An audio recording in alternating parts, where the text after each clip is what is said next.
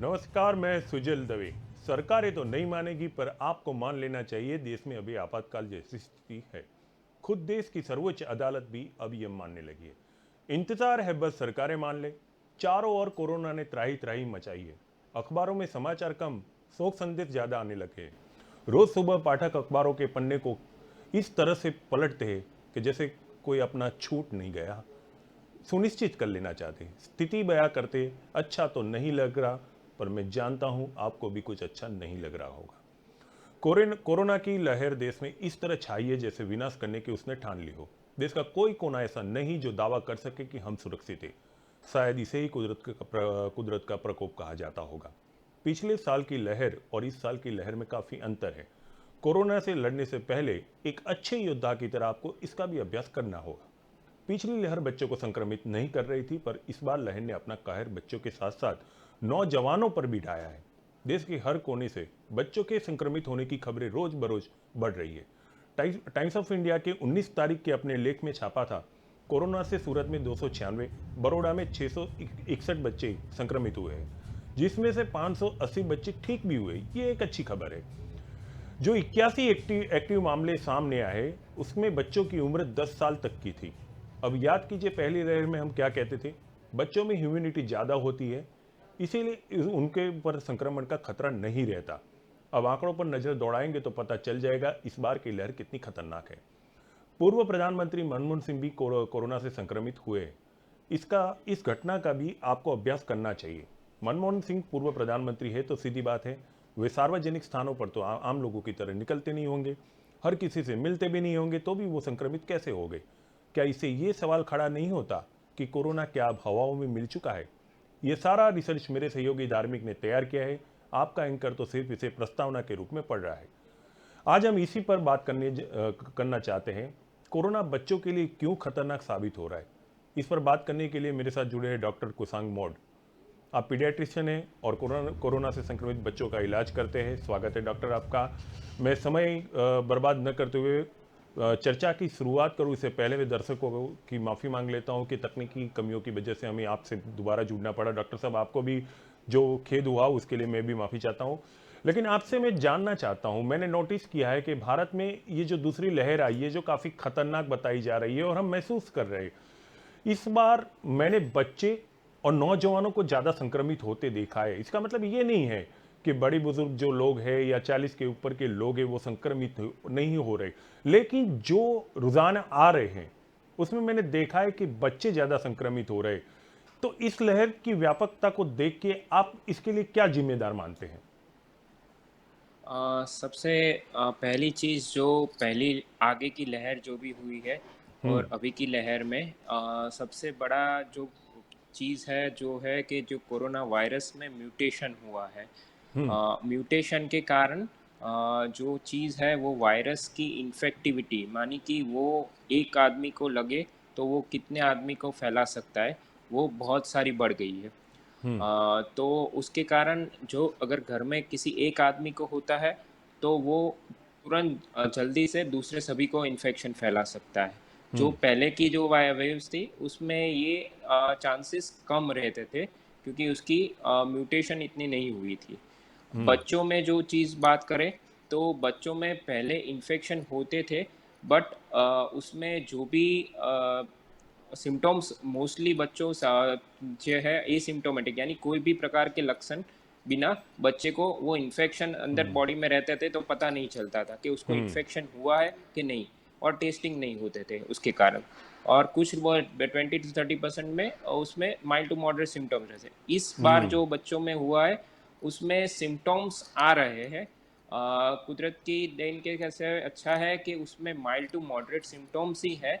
बहुत severe symptoms बहुत कम बच्चों में देखने मिले हैं। बट जिस हाँ, तरह से जो अच्छे भी भी हो रहे। चीज़ है वो अच्छा है एक तरीके से। But mild to moderate symptoms बच्चों में आ रहे हैं, और उसकी एक वजह ये भी है कि पहले की जो लॉकडाउन थी उसमें लॉकडाउन पूरा लॉकडाउन था। दूसरी चीज़, बच्चे के स्कूल्स और सभी प्रकार की एक्टिविटी घर में ही रहती थी, बाहर नहीं दी जा रही। दिसंबर के बाद थोड़ा हमें भी फ्री हो गए, बच्चों को हम भी बच्चे को लेके सब बाहर गार्डन और वो सब एक्टिविटी चालू हुई है। कुछ जगह पे स्कूलिंग और ट्यूशन्स भी चालू हुए थे, जिसके कारण ये वेव में बच्चों ज़्यादा अफेक्ट हो रहे हैं। तो वो भी एक रीज़न है। तो अभी की लहर में बच्चों में इन्फेक्शन होने का एक रीज़न वो भी है। डॉक्टर मोड़ में एक किस्से पे आके अटक गया हूँ। सूरत का हम्म। एक 13 साल का बच्चा था जो बिल्कुल हम्म। फिट था, लग ही नहीं रहा था कि किसी रूप से बीमार है या संक्रमित है।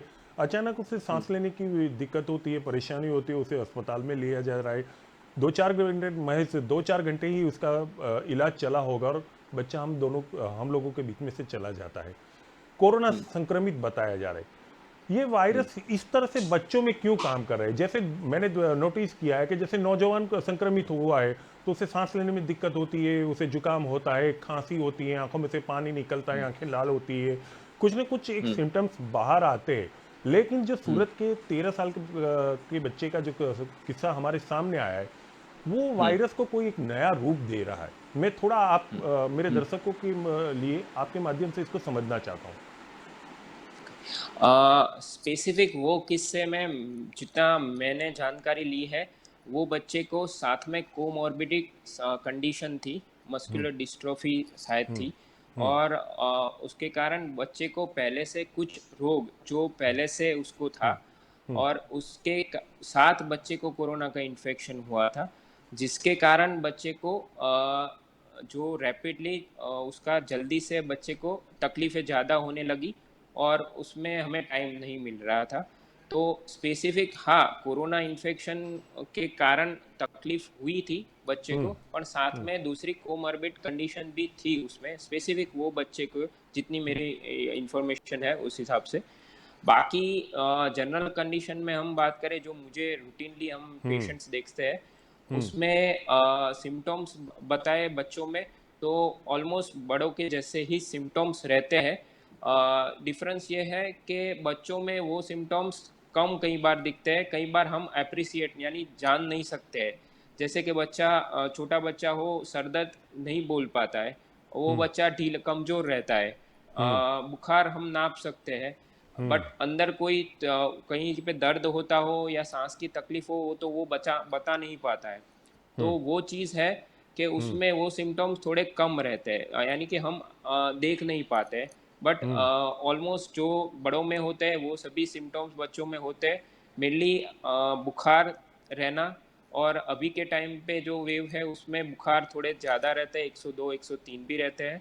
हम्म। सर्दी खांसी रहना, कई बच्चों को सांस की तकलीफ रहती है, हम्म। बट मोस्ट ऑफ बच्चे जो भी है वो अच्छी तरह क्योर होके अच्छा हो गए हैं, पर डॉक्टर सीवियर साहब एक, सिम्टम्स बहुत कम जी के। जी हाँ। जी जी, आप अपनी बात खत्म करें। हाँ। जी जी, हाँ। बोलिए बोलिए। नहीं, सीवियर सिम्टम्स जो होते हैं, सीवियर लक्षण हैं जो ज़्यादा तकलीफ करते हैं, वो बच्चों में बहुत कम दिखने मिले हैं अभी तक। डॉक्टर साहब आपसे थोड़ा समझना चाहूँगा कि पूर्व प्रधानमंत्री मनमोहन सिंह जी भी संक्रमित हो चुके हैं। सीधी सी बात है, वो पूर्व प्रधानमंत्री है तो सार्वजनिक स्थलों पे आम आदमी मेरे और आपकी तरह तो जाते नहीं होंगे, ना वो क्रिकेट मैच देखने गए थे। तो सवाल वहीं से खड़ा हो जाता है कि जो आदमी घर रहता है और वैसे भी वो अपने स्वास्थ्य को लेकर काफ़ी सतर्क थे पहले से भी, फिर भी वो संक्रमित हो गए।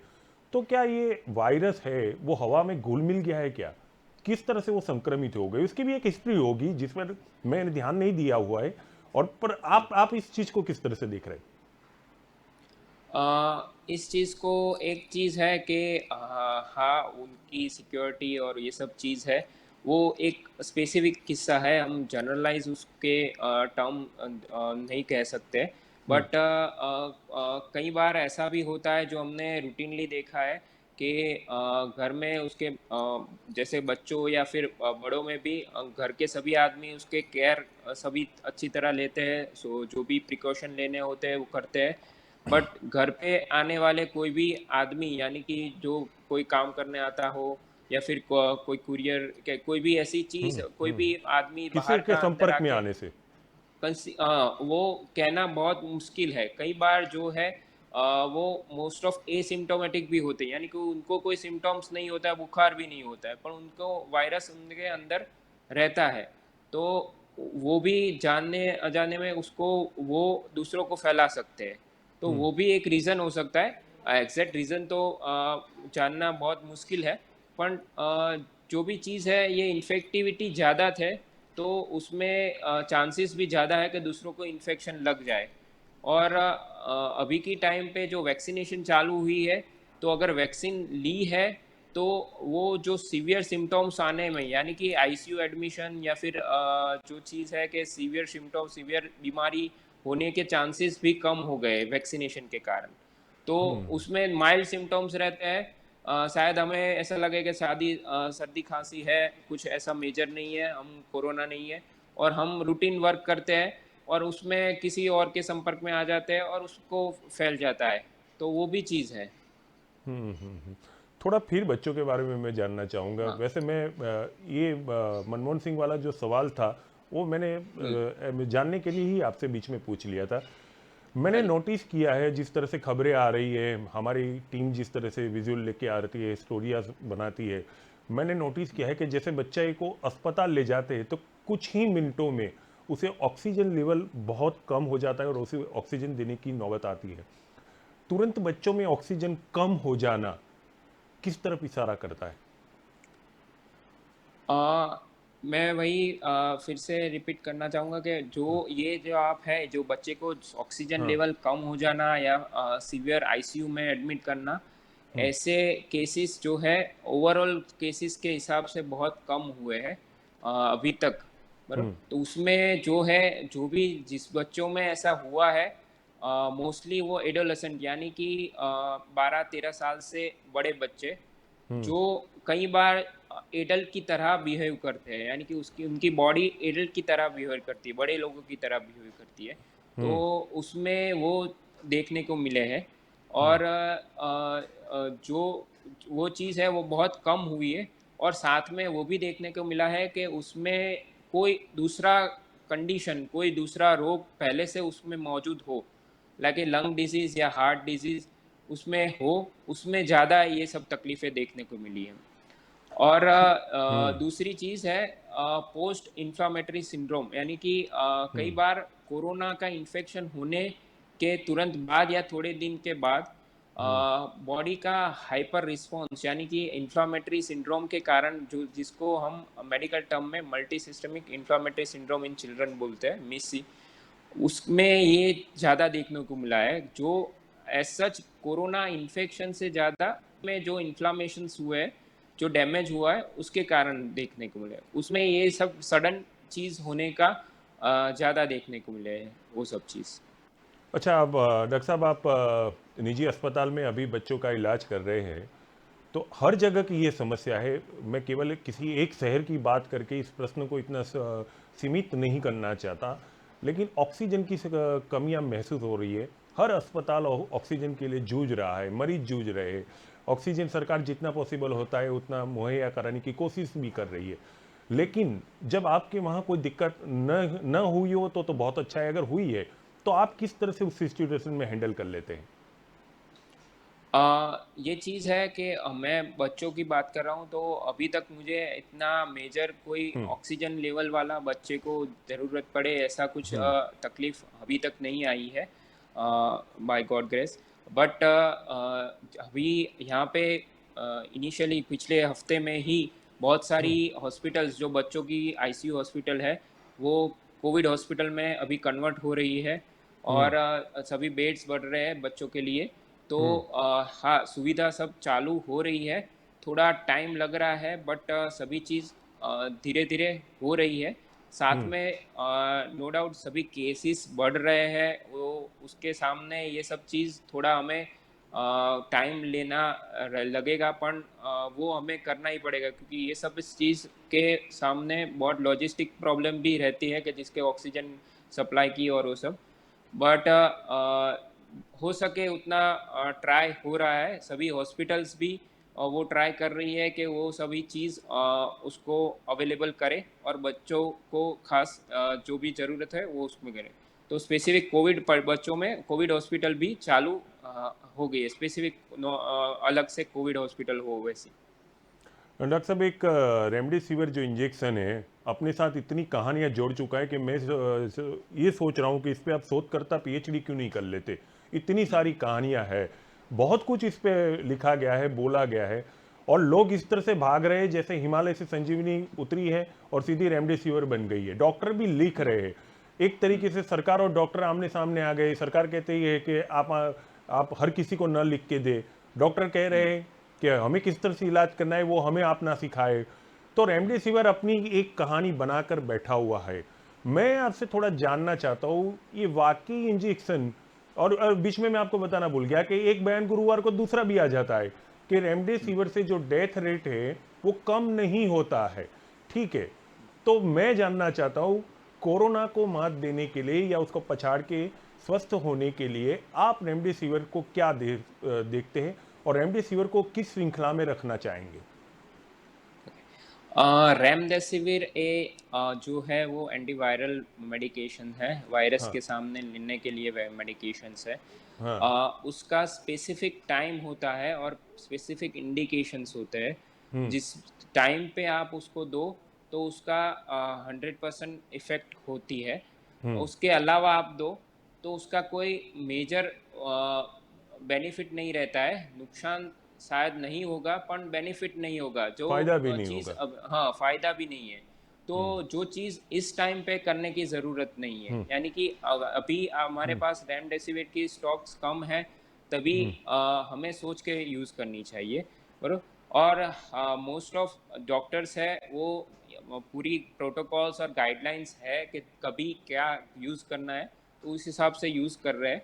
रेमडेसिविर चीज़ है कि उसमें जो अगर जिस पेशेंट को फीवर लंबे समय तक परसिस्टेंट हाई ग्रेड, यानी कि हम्म। ज़्यादा बुखार कंटिन्यूस चालू रहता है, सांस की तकलीफ रहती है, हम्म। और बच्चे ऑक्सीजन लेवल ऑक्सीजन से खाली ऑक्सीजन का बॉडी में ऑक्सीजन का लेवल ओनली ऑक्सीजन से बढ़ नहीं रहा है, सेटिस्फैक्ट्री बढ़ नहीं रहा है, उस हम्म। टाइम पे यूजुअली उसको देना चाहिए। और वो पीरियड है फर्स्ट वीक। हम्म। फर्स्ट वीक के बाद सिम्टम्स के फर्स्ट वीक के बाद उसका मेजर रोल कम हो जाता है, क्योंकि हम्म। उस टाइम के वायरस जो है बॉडी में सब जगह पे अफेक्ट हो गया है। तो हम्म। हमें उसको मार के कुछ इतना बॉडी में डैमेज हो चुका चालू हो गया है, तो हम्म। उसमें वो इतना काम नहीं भी कर पाए। बट हम्म। कई बार वो चीज़ है कि क्लिनिकल जजमेंट, यानी कि पेशेंट की क्या कंडीशन है, हम्म। वो सभी देख के ज़्यादा मालूम लगता है। बट चीज़ है, एक चीज़ तो है कि उसको अपने टाइम पे यूज़ करें तो अच्छा है। पर मैं वो भी नहीं कह रहा हूँ कि यही एक दवाई है, यही एक चमत्कारिक दवाई है कि जो कोरोना को हुई मार देगा। उस हम्म। वो सपोर्ट करेगा, वो आपको मतलब आपके हिसाब से ट्रीटमेंट में काम रेमडेसिविर करें। काफी यूजफुल है, यूज़ जब हम पर उसे एक सही टाइमिंग टाइमिंग महत्व है ना? टाइमिंग पे यूज़ करें, हाँ, हाँ, टाइमिंग पे यूज़ करोगे तो ठीक। अच्छा उसका रिजल्ट आ सकता है। हाँ। बट वो एक ही दवाई नहीं है कि वो चीज़ से ही सब चीज़ मिट सकती है। मैं हाँ। दूसरी कंडीशन भी है, अगर पेशेंट को डायबिटीज़ है, हाइपरटेंशन है, वो अच्छी तरह ट्रीट नहीं हुआ हम्म। है, तो ये दवाई खाली दे के आप उसको वो चीज़ नहीं कर पाओगे। वो भी चीज़ है कि वो भी ट्रीटमेंट में अच्छी तरह होनी चाहिए। डॉक्टर साहब, दूसरी बात ये आती है कि जब महामारी आती है तो उसके साथ कई नुस्खे, कहानियाँ, कुछ ना कुछ लेके भी आती है। तबाही सिर्फ नहीं होती, कुछ अच्छी बातें भी उसके साथ आ ही जाती है। बस देखने वाले की नज़र होनी चाहिए, परखने वाले की नज़र होनी चाहिए। अब मामला ये हो गया है कि रोज आप देखो, व्हाट्सएप यूनिवर्सिटी देख लो, सोशल मीडिया का कोई भी प्लेटफॉर्म आप उठा के देखो, तो सारे डॉक्टर बने फिरे हैं। कोई कहता है कि नाक में नींबू का तेल डाल लीजिए, सॉरी रस डाल दीजिए, कोई कहता है कि नारियल का तेल डाल दीजिए, कोई कहता है कि आप विक्स लगा के घुमा कीजिए, वगैरह वगैरह। मतलब नाक का हाल ये है कि अगर कोई चाहे तो इतनी चीजें मौजूद करके बैठा है कि तड़का भी लगा लो, सब्जी बन जाएगी, ये हो गया है। तो मैं थोड़ा आपसे ये जानना चाहता था, अभी घर में जो चीजें मौजूद है उसे आदमी कैसी इम्यूनिटी बढ़ा सकता है? कौन सी चीजें खानी चाहिए, कौन सी अवॉइड करनी चाहिए, जो आप जानते हैं और वाकई कारगर साबित होने वाली हो, वो चीजें आप मुझे बताइए। इम्यूनिटी के लिए पहली चीज़ हमें जानना चाहिए, इम्यूनिटी चीज़ है। अभी जो महामारी हुई है और सडन आप केसेस बढ़ रहे हैं और आप सभी चीज़ चालू कर दो, वो कुछ मतलब नहीं है। पहली हम्म। चीज़ है, सबसे बड़ी चीज़, आपकी पहले से लाइफस्टाइल कैसी है, आप हम्म। पहले से कैसे कर रहे हो, आपकी बॉडी कैसे अंदर इम्यूनिटी है, वो सबसे ज़्यादा अफेक्ट करेगी। ये जो सभी चीज़ है 20 से 30% शायद काम करेगी, बट पहले की जो चीज़ इम्यूनिटी है वो पहले काम करेगी। तो हम्म। ये सभी चीज़ है। मैं एलोपैथिक डॉक्टर हूँ, आयुर्वेदिक सभी जगह पे जो भी चीज़ है, पर उसमें जो है वो रेगुलर हमें लाइफ में लेनी चाहिए। यानी हम्म। कि हल्दी वाला दूध जो बोल रहे हैं, हाँ एंटीसेप्टिक उसका प्रूवन है। तो आप अभी जब भी केस बढ़ते हैं तब लेना चालू करो, उसका कोई मतलब नहीं है। वो आपको रेगुलर हमारे जाने चाहिए। और इंडिया में हमारी रूटीन में हम हल्दी ज़्यादा ही लेते हैं, खाने में सब्जियाँ आ ही जाती है, ऐसा नहीं है कि हम्म। एक्स्ट्रा हमें कुछ करना चाहिए। पर हम्म। दूसरी चीज़, हेल्दी खाना चाहिए, फ्रेश हम्म। खाना चाहिए, हम्म। यानी कि गर्म बना हुआ हेल्दी बैलेंस डाइट लो। सेकंड थिंग, उस फ्रूट्स है, अभी के टाइम में खट्टे फ्रूट्स यानी जिसमें विटामिन सी होता है, वो इम्यूनिटी में कारगर रहता है, अच्छा रहता है। तो खट्टे फ्रूट्स यानी कि ऑरेंज है, नारियल नींबू पानी है, वो ले हम्म। सकते हो। हम्म। लिक्विड हाइड्रेशन अच्छा रखना चाहिए। अभी हम्म। गर्मी ज़्यादा है, अगर हम्म। हाइड्रेशन आप मेंटेन नहीं रखोगे तो कोई भी इन्फेक्शन होगा, आपको उसके सामने लड़ने में शक्ति नहीं रहेगी। तो हम्म। हाइड्रेट रहो, लिक्विड ज़्यादा लो, पानी ज़्यादा लो, और हम्म। फ्रूट्स दिन में एक बार कोई भी खट्टा फ्रूट्स लो। हम्म।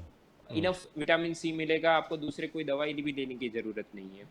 और ठीक है। रेगुलर हम्म। एक्सरसाइज करनी चाहिए, हम्म। यानी कोई भी छोटी मोटी थोड़े सा टाइम एक्सरसाइज रखनी चाहिए। पर और जिम तो लंग की बंद है सर। एक्सरसाइज अब हाँ हाँ, जी। जिम बन बन घर पे तो, आप कुछ भी थोड़ा सा भी हाँ। कर से योगा कर सकते हो। ऐसा हाँ। जरूरी नहीं है कि आपको स्ट्रेनियस वर्क जिम में जाके बॉडी बिल्डिंग करनी है, वो नहीं है।